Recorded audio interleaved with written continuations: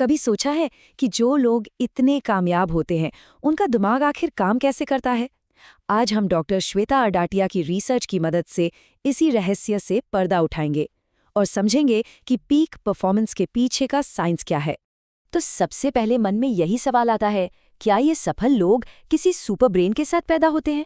लेकिन साइंस की माने तो नहीं, कहानी कुछ और ही है। तो आज हम क्या क्या देखने वाले हैं? सबसे पहले तो एक बहुत बड़ा मिथक तोड़ेंगे।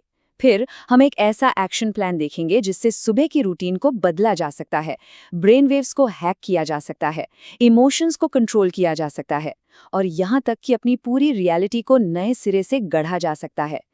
तो सबसे जरूरी बात जो हमें समझनी है वो ये है कि बड़ी सफलता इस बात पर निर्भर नहीं करती कि आपको जन्म से कैसा दिमाग मिला है।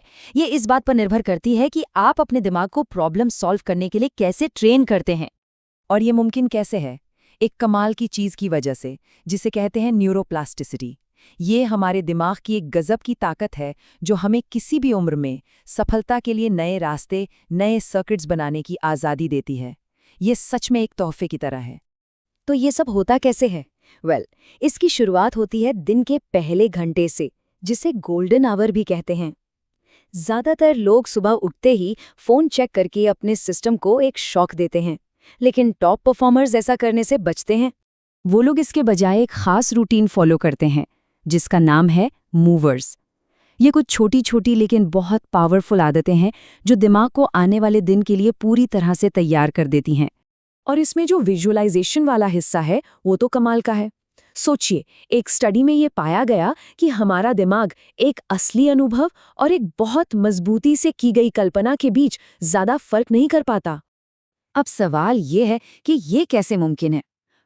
ये इसलिए मुमकिन है क्योंकि हमारा दिमाग अलग अलग फ्रीक्वेंसीज या कह ले कि तरंगों पर काम करता है जिन्हें हम कंट्रोल करना सीख सकते हैं। हमारे दिमाग की 4 मेन तरंगे होती हैं। सुबह का मकसद ये होना चाहिए कि हम डेल्टा यानी गहरी नींद से सीधे बीटा यानी टेंशन वाली स्टेट में न कूदें, बल्कि आराम से थीटा और अल्फा स्टेट से होकर गुजरें। और अगर रोज सिर्फ 5 मिनट भी अपनी अल्फा स्टेट को बनाने में लगाए जाएं, तो इससे सोचने समझने की ताकत सीधी सीधी बेहतर हो सकती है। ठीक है, फोकस तो जरूरी है, पर असली खेल तो इमोशंस को काबू करने का है। और इसके लिए हमारे दिमाग के अंदर ही एक जंग चलती रहती है। समझिए, एक तरफ है हमारा लिम्बिक सिस्टम। ये एक चौकीदार की तरह है जो खतरा देखते ही तुरंत रिएक्ट करता है। और दूसरी तरफ है हमारा फ्रंटल कॉर्टेक्स, जो कंपनी के सीईओ की तरह है। ये ठहरा होकर सोच समझकर फैसला लेता है और इमोशंस को शांत कर सकता है। और आपको जानकर हैरानी होगी कि ज्यादातर लोगों में 80% टाइम ये चौकीदार ही कंट्रोल में रहता है।